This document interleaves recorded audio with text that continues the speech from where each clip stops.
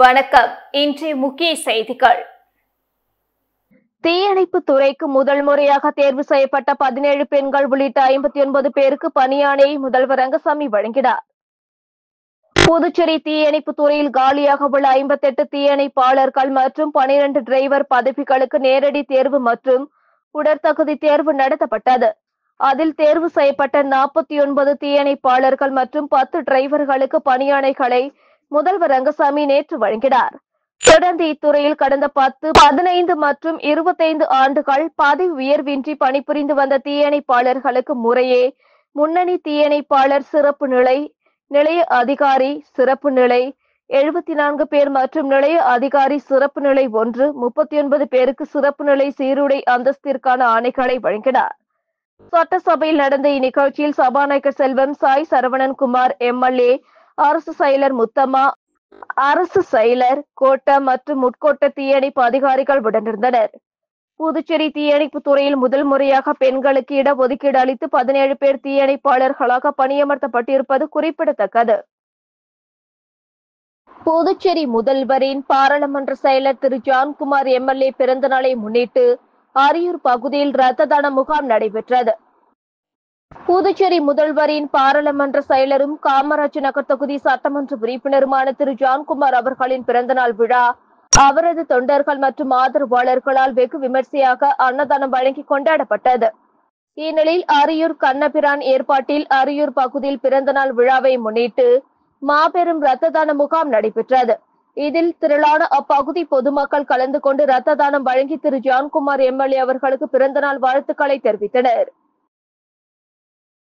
புதுச்சேரியில் 4 ஆண்டுகளாக கொடுக்கப்படாமல் இருந்த சீருடைப்படி நிலுவைத் தொகையை வழங்க அரசு உத்தரவிட்டுள்ளது.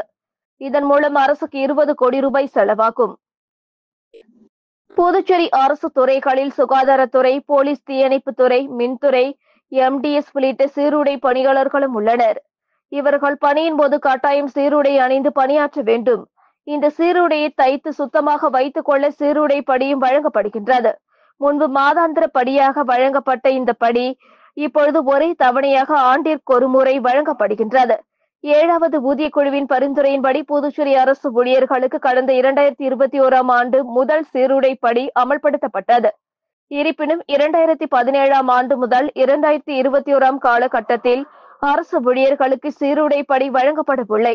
4 ஆண்டுகளாக நிலுவையில் இருந்த சீருடை படியை வழங்க அரசு தற்பொழுது உத்தரவு பிறப்பித்துள்ளது. இதன் மூலம் அரசுக்கு 20 கோடி ரூபாய் செலவாகும் என அதிகாரிகள் தெரிவித்துள்ளனர். திருபுவனை தொகுதிக்குட்பட்ட திருவண்டார் கோயில் புதுநகர் காலனியில் ரூபாய் 78 லட்சம் செலவில் உள் வீதிகளை மேம்படுத்தும் பணியை தொகுதி எம்எல்ஏ அங்காளன் இன்று தொடங்கி வைத்தார். புதுச்சேரி ஆதி திராவிடர் மற்றும் பழங்குடியினர் நலத்துறையின் பரிந்துரையின் மூலம் ஆதி திராவிடர் மற்றும் பழங்குடியினர் வரைநிலை மேம்பாட்டு கழகத்தின் சார்பில் திருவண்டார் கோயில் புதுநகர் காலனியில் ரூபாய் 78 லட்சம் செலவில் உள் வீதிகளை மேம்படுத்தும் பணிக்கான பூமி பூஜை நடைபெற்றது. இதில் திருபுவனை தொகுதி எம்எல்ஏ அங்காளன் தலைமையேற்று பூமி பூஜை செய்து பணியினை தொடங்கி வைத்தார். விழாவிற்கு ஆதி திராவிடர் நலத்துறை இயக்குநர் இளங்கோவன், பாட்கோ செயற்பொறியாளர் பக்தவச்சலம், மண்ணாடிப்பட்டு கொம்யூன் பஞ்சாயத்து ஆணையர் எழில்ராஜன், பாட்கோ இளநிலை பொறியாளர் திருவருட்செல்வன் ஆகியோர் முன்னிலை வகித்தனர். கொம்யூன் பஞ்சாயத்து உதவி பொறியாளர் மல்லிகார்ஜுனன், இளநிலை பொறியாளர் பாஸ்கரன், ஒப்பந்ததாரர் மனோகரன் மற்றும் கிராம பொதுமக்கள், சட்டமன்ற உறுப்பினரின் ஆதரவாளர்கள் உட்பட பலர் விழாவில் கலந்து கொண்டனர். நீட் நுழைவுத் தேர்வு அடிப்படையில் புதுவை முதுநிலை பல் மருத்துவ படிப்புக்கான தரவரிசை பட்டியல் நேற்றிரவு வெளியிடப்பட்டுள்ளது. அரசு ஒதுக்கீடு, நிர்வாக ஒதுக்கீடு, சிறுபான்மையினர் ஒதுக்கீடு, வெளிநாடு வாழ் இந்தியர்களுக்கான ஒதுக்கீடு மற்றும் சிறப்பு ஒதுக்கீடு உள்ளிட்ட அனைத்து வகையான ஒதுக்கீடு விவரங்களின் அடிப்படையில் இந்த தரவரிசை பட்டியல் வெளியிடப்பட்டுள்ளது. இதில் ஏதாவது ஆட்சேபனை இருந்தால் செவ்வாய்க்கிழமை மாலை 5 மணிக்குள் தெரிவிக்க வேண்டும். மேலும் புதுப்பிக்கப்படாத வருமான சான்றிதழ் அளிக்காத மாணவர்களும் முறையான சான்றிதழ்களை இதே தேதி இந்த நேரத்துக்குள் சமர்ப்பிக்க வேண்டும். மேலும் மாணவர்கள் தங்களுக்கு தேவையான பாடங்களின் முன்னுரிமை பட்டியலையும் 9ஆம் தேதி பிற்பகல் 1 மணிக்குள் தெரிவிக்க வேண்டும் என்று சென்டாக் மாணவர் சேர்க்கை நிர்வாகம் தெரிவித்துள்ளது. புதுச்சேரியில் நடைபெற்று வரும் பிபிஎல் T20 கிரிக்கெட் போட்டியில் அனைத்து விக்கெட்டுகளையும் இழந்த ஏனாம் ராயல்ஸ் அணி 51 ரன் வித்தியாசத்தில் வீழ்த்தி வில்லியனூர் மோகித் கிங்ஸ் அணி அபார வெற்றி பெற்றது. இந்திய கிரிக்கெட் கட்டுப்பாட்டு வாரியத்தின் அனுமதியோடு கிரிக்கெட் அசோசியேஷன் ஆஃப் பாண்டிச்சேரியின் 2ஆம் ஆண்டு பாண்டிச்சேரி பிரீமியர் லீக் கிரிக்கெட் போட்டிகள் 6ஆம் தேதி தொடங்கி வருகிற 27ஆம் தேதி வரை நடைபெறுகிறது. புதுச்சேரி துத்திப்பட்டி CAP கிரிக்கெட் மைதானத்தில் தொடங்கி நடைபெற்று வரும் 2வது நாள் ஆட்டத்தில் வில்லியனூர் மோகித் கிங்ஸ் மற்றும் ஏனாம் ராயல்ஸ் அணியும் மோதியது. முதலில் டாஸ் வென்ற வில்லியனூர் மோகித் கிங்ஸ் அணி 8 விக்கெட் வித்தியாசத்தில் 187 ரன்கள் எடுத்திருந்தது. தொடர்ந்து விளையாடிய ஏனாம் ராயல்ஸ் அணி அனைத்து விக்கெட்டுகளையும் இழந்து 136 ரன்னில் சுருண்டு விழுந்து படுதோல்வியடைந்தது. அதாவது 19.1 ஓவரில் 51 ரன் வித்தியாசத்தில் வில்லியனூர் மோகித் கிங்ஸ் அணி அபார வெற்றி அடைந்தது. 7வது ஊதிய குழுவை அமல்படுத்த வேண்டும் உள்ளிட்ட பல்வேறு கோரிக்கைகளை வலியுறுத்தி புதுச்சேரி சுற்றுலா வளர்ச்சிக் கழக ஊழியர்கள் கருப்பு பேட்ஜ் அணிந்து கண்டன ஆர்ப்பாட்டத்தில் ஈடுபட்டனர்.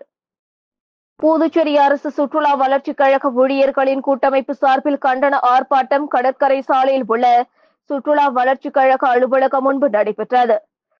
கூட்டுக்குழு பொறுப்பாளர்கள் தலைமையில் நடைபெற்ற ஆர்ப்பாட்டத்தில் INTUC மாநில பொதுச் செயலாளர் ஞானசேகரன், மாநில துணைத் தலைவர் சொக்கலிங்கம், நடைபாதை வியாபாரிகள் சங்கத்தின் பொறுப்பாளர் ஜான், CITU மாநில தலைவர் பிரபுராஜ் ஆகியோர் சிறப்பு அழைப்பாளர்களாக கலந்து கொண்டு கோரிக்கைகளை வலியுறுத்தி கண்டன உரையாற்றினார்கள்.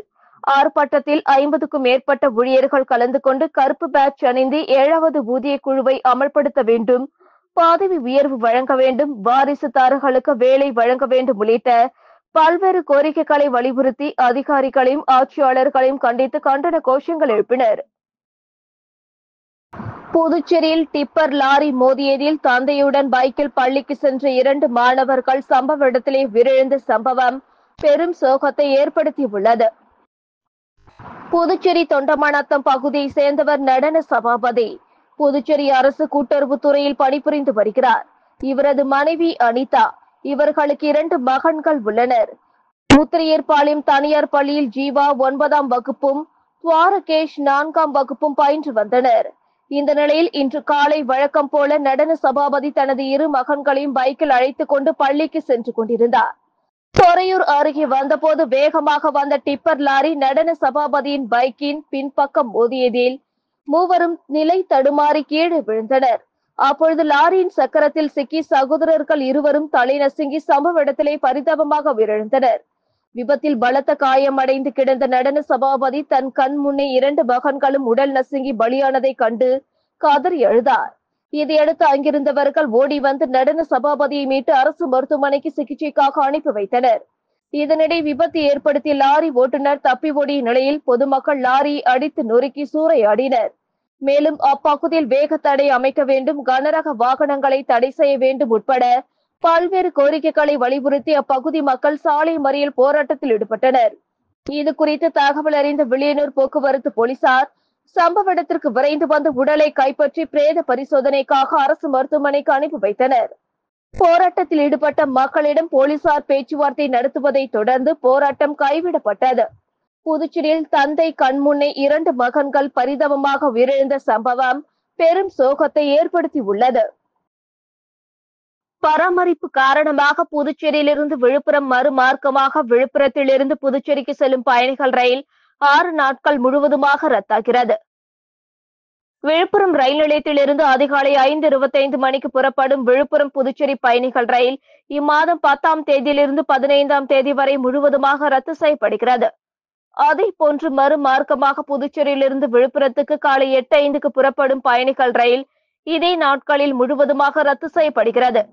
சென்னை எழும்பூரிலிருந்து காலை 6:35க்கு புதுச்சேரி நோக்கி செல்லும் பயணிகள் ரயில் வரும் 13ஆம் தேதி வழியில் தேவையான இடத்தில் 10 நிமிடங்கள் கட்டுப்படுத்தப்படும். தென்னக ரயில்வேயின் திருச்சி மண்டல மக்கள் தொடர்பு அதிகாரி வினோத் இதை தெரிவித்துள்ளார். இத்துடன் செய்திகள் நிறைவடைந்தன. வணக்கம்.